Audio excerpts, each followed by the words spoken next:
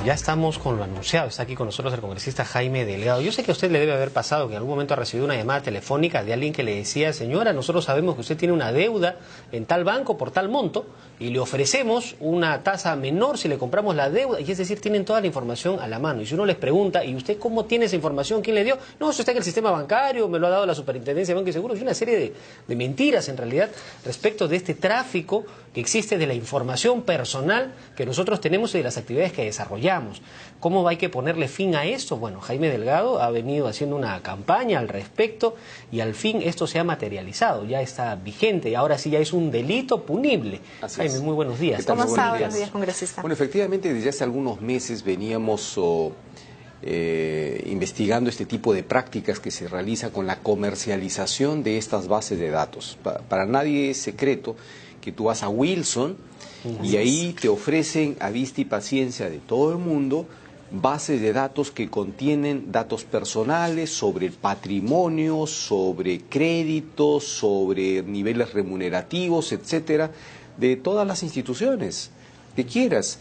Entonces uno dice: ¿y cómo han obtenido esta información? Entonces comenzamos a trabajar con la policía, con la Autoridad Nacional de Protección de Base de Datos, con el Ministerio Público, pretendiendo enfrentar esta situación, y nos encontramos con que no había una figura penal específica que tipificara, digamos, ese tráfico ilegal o comercialización de base de datos. Y eso ha significado que tanto la policía como el Ministerio Público no hayan podido intervenir con la firmeza del caso, porque tú sabes, un abogado te dice: un momentito, ¿cuál es la figura típica legal, penal?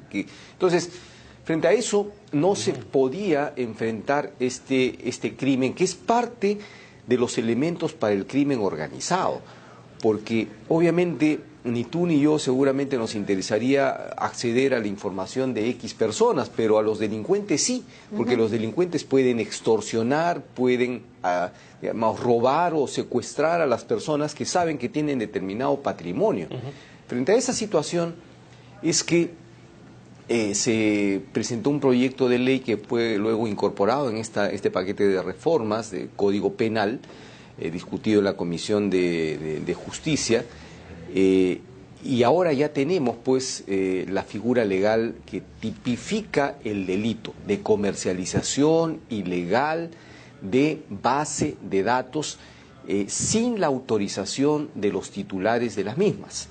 Y tiene que ser en ese caso una autorización expresa porque, por ejemplo, yo tengo un contrato con el banco X para una tarjeta de crédito y ese contrato lo hice hace 3 años o hace 5 años, por lo tanto probablemente puedan decir: como usted le dio esa información en esa época y la ley ha entrado recién en vigencia, esa información sigue siendo pública. No, o sea, para comenzar, esta información que está siendo comercializada hoy seguramente es una información que tiene cierta antigüedad. O sea, esto hay que complementarlo con la Ley de Protección de Base de Datos. Existe incluso hoy una autoridad de protección de base de datos o protección de datos personales que forma parte del Ministerio de Justicia. ¿Por qué? Muchas entidades organizan base de datos sobre la base de la información que te van solicitando.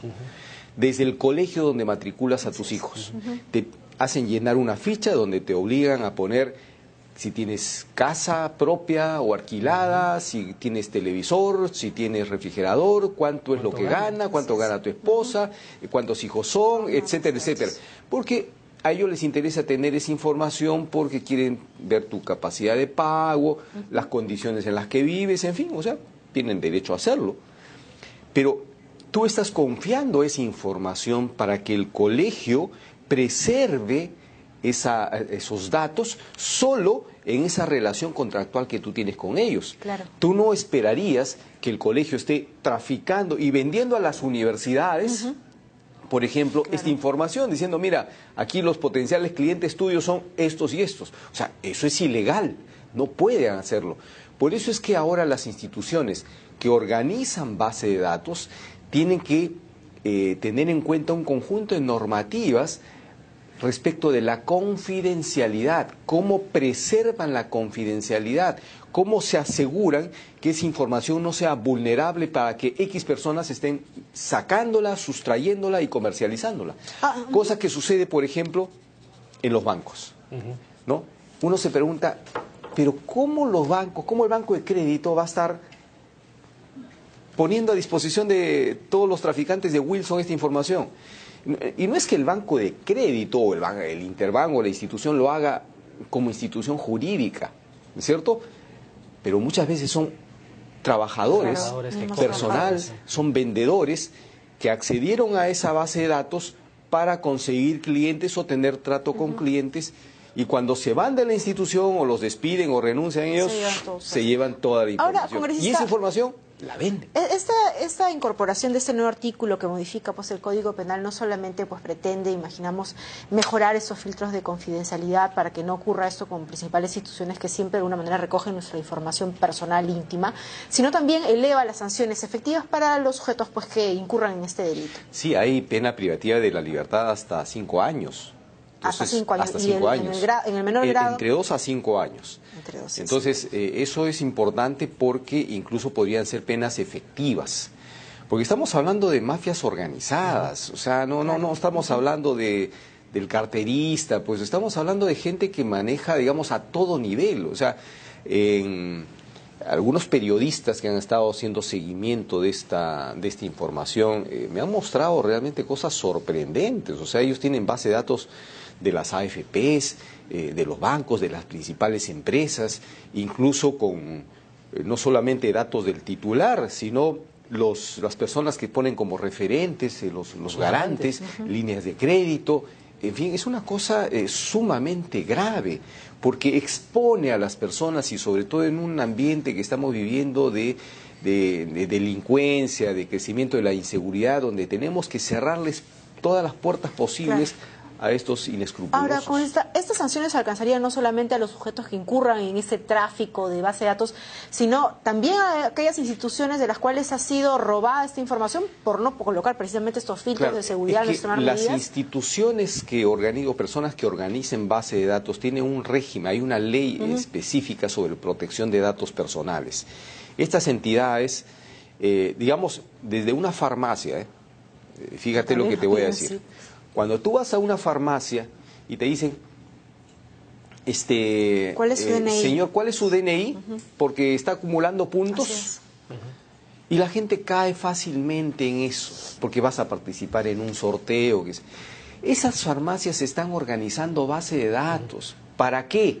Para saber el perfil de salud que tienes. Es decir, qué medicamentos compras, cuántos ansiolíticos, con qué frecuencia usas preservativos, o qué sé yo. Entonces, ellos están organizando tu perfil. Entonces, van a tener el perfil de toda la gente que quieran. Con esos datos, porque además tú no estás entregando información, porque, o sea, tú no eres consciente de que te están haciendo seguimiento y construyendo tu perfil. O sea, tú estás dando tu DNI inocentemente porque quieres ganarte un puntito, o quieres lograr un descuento del 5%. No, entonces, esas instituciones, por ejemplo, que organizan esos datos, muchas veces a espaldas de los usuarios, ahora tienen un régimen específico. O sea, no pueden estar construyendo datos sin tu autorización y luego, por ejemplo, vendiendo estos datos a los laboratorios, a las compañías de seguros, etcétera, etcétera. Ahora, vamos a ponernos del otro lado, de la persona que termina siendo víctima de este tráfico de la información para incorporarte en un mercado lícito o incluso ilícito cuando ya son actividades delincuenciales. ¿Qué hacer? Me llamaron a mi casa, me llamaron por teléfono y me dieron cuenta identificándose de una empresa específica, ofreciéndome de repente una tarjeta de crédito y resulta que tienen toda mi información cuando nunca compartí yo esa información o autoricé para que esta empresa, este nuevo banco tenga acceso a ello. ¿Qué tengo que hacer para hacer que se les aplique la ley o proteger mi información personal, privada? Bueno, en estas circunstancias se tiene que identificar qué personas, qué instituciones están manejando esta información, y con la Autoridad de Protección de Base de Datos se puede denunciar y pedir investigaciones para ver, bueno, cómo obtuviste esta información. O sea, en este momento, claro, ya sabemos que esta información circula por todo lado, pero una persona que te llame de un nuevo banco, de una nueva tarjeta, diciendo que tú tienes una deuda o una línea de crédito con tal banco por 10.000 soles y que estás pagando una tasa de interés de 5% y ellos te ofrecen una tasa de interés de 4%. Correcto. Bueno, ¿cómo obtuviste esa información? O sea, uno puede denunciar eso. Uno puede denunciar porque, en primer lugar, esa persona ha obtenido esa información, se supone de manera ilícita. Correcto. ¿No es cierto? Claro. Porque no es que el otro banco le haya a su competencia entregado la información, eso sería un absurdo. Esa persona ha obtenido de manera ilícita esa información, entonces hoy se podrá investigar y sancionar. ¿Y a dónde uno